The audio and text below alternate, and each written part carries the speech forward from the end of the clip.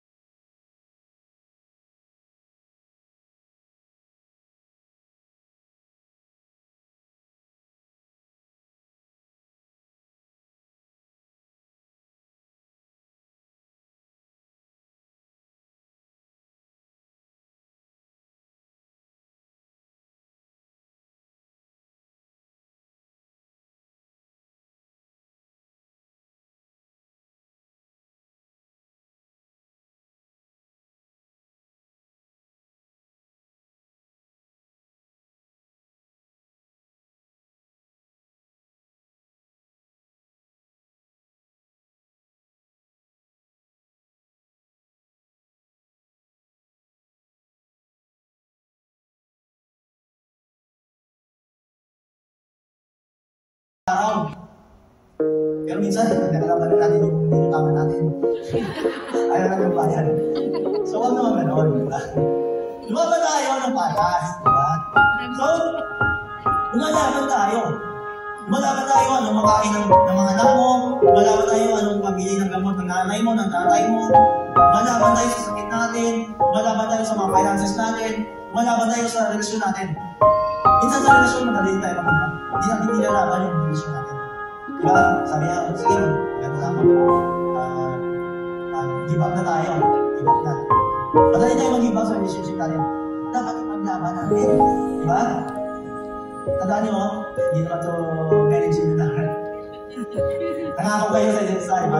And then in this part. Ilaban mo! Diba? Kaya minsan, yung situation, nandidigit tayo, pag-asa. Ay, hindi na ako galing sa sakit ko. Ay, hindi na kami magkabalikan ng asawa ko. Ay, hindi na magbalikan ng ex ko. Kasi, nag-give up ka sa laban. Diba? Alam niyo, lahat ng laban, dalawa lang yung patutunguhan. Diba? Either you are defeated or you win yung battle. Pero kadalasan, ba't ka ng defeat? Minsan, you are defeated because you give up so easily. Diba? Ayaw mo nang lumaban. Napagod na ako. Ayaw mo na. Tandaan mo, habang may buhay ay pag-asa. Amen? Sabi ng kami mo, habang may buhay ay pag-asa. Habang may buhay may pag-asa. Diba? Yung mga niluluto natin, hindi sila tumigil. Hanggang sa namatay sila, diba? Yung iba namatay. Makamit lang yung kalayaan. Kung basahin natin dito, sa Hebreo 9:22. Ayon sa kautusan, nililinis sa pamamagitan ng dugo ang halos lahat ng bagay na ginagamit sa pagsamba. At kung walang pagbubuhos ng dugo bilang handog sa Diyos, wala rin kakatawaran ng mga kasalanan. Alam niyo, minsan ang kalayaan ngayon, makamtan. Kailangan ng dugo na ilalan natin para lang makamtan ito. But, alam niyo, maraming nagbuhos ng buhay para makamtan natin yung kalayaan na tinatakasan natin ngayong araw nito. Hanggang sa araw na ito, di ba? Natatamasan natin ito. At hindi natin mabilang kung ilang mga heroes na nagbuwis ng buhay. Mula sa pagtugtong ng mananakot, di ba? Kanina kita sa video, sa Pulapoy, mula lumaban sila. Hanggang sa panahon ni Rizal, namatay siya para lang ilaban yung kalayaan natin. Pero hindi natapos, di ba? Hindi natapos yung sa mga Kastila, dumating din yung mga Amerikano, di ba?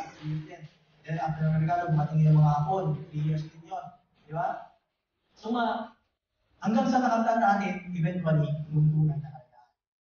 Matandaan nyo, lumalaban sila, nadudulis na ng buhay. Pero alam niyo, ang tunay na kalayaan is, hindi ka nag-aakos ng iyong mga kasalanan, hindi ka nag-aakos ng iyong guilt, shame. Malaya ka na, pero nagtatago ka kasi may mga kasalanan ka. Malaya ka nga, pero hindi ka makalabas pag Sunday kasi may imuwasan ka.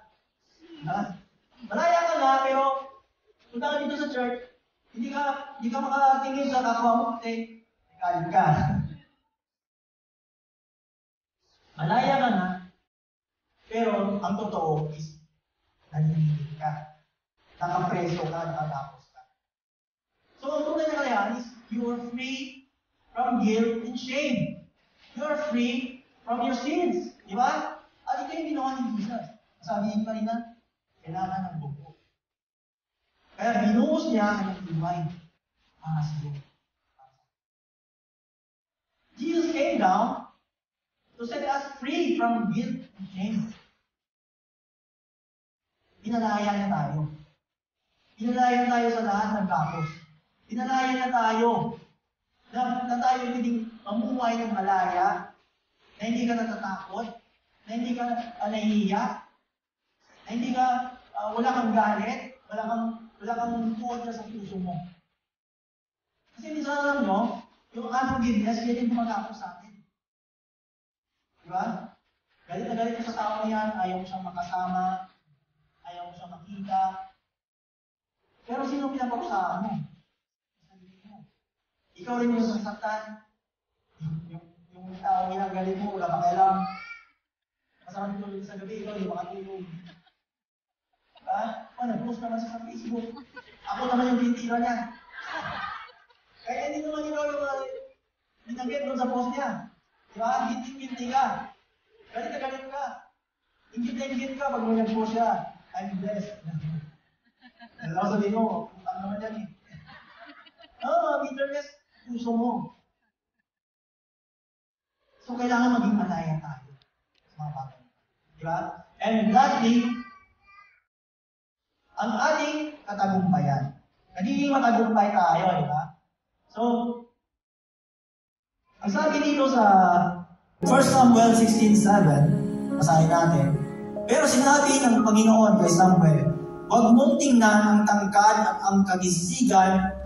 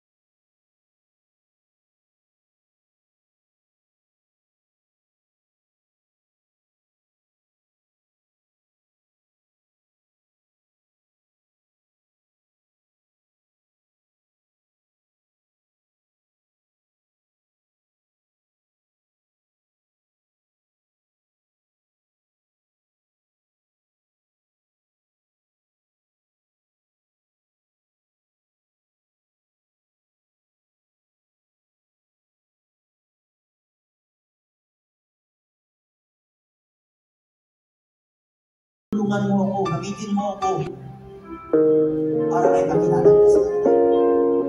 Yan ang tunay na kakayahan. When you are free and you are bold, you have courage to spread the gospel, to say the good news sa ibang tao. At lastly, sa Salmo 33:12, mapalad ang bansa na ang Diyos ay ang Panginoon. At mapalad ang mga taong pinili niya na maging kanya. Mapalad tayo bilang Pilipino. Magpasalamat tayo kasi alam niyo, yung mga Espanyol, pumunta sila sa Pilipinas, ang unang mission nila is to spread the gospel. Ito yung pinakaunang motive nila. Kaya sila nag-spread all over the world to spread the gospel, to bring good news, to make disciples of all nations. Pero nakurap sila. Sa haba ng naglalakot sa atin, nakurap sila. Nasilaw sila sa yaman ng Pilipinas, nasilaw sila sa posisyon nila, kasi sila matataas yung tawag sa atin, mga Indio. Saan ninyo? Nung nagising yung maninuno natin, yung time na yun, nung nagkaroon sila ng pagkakakilanlan, sila yung lumaban, sila yung nagtagumpay, at sila yung nagpatuloy. Hanggang ngayon, meron tayong mga bagong bayani na dito ngayon. Lahat tayo, mga FW, napaka natin masalunan. Magbibigay pa rin tayo ng karangalan sa bansa. Kahit nandito tayo malayo, tayo yung mga bagong bayani. At magiging patunay lang na malaya tayo kung nasa kay Kristo tayo. When our identity is in Christ, at lumalaban tayo kasama niya, magtatagumpay tayo. Magtatagumpay tayo dahil siya ang Diyos na makapangyarihan sa lahat. Siya ang Diyos na nagbibigay ng kagalingan. Kaya, magtatagumpay tayo sa laban natin, sa mga sakit natin. Siya ang Diyos na nag-provide. Siya ang Diyos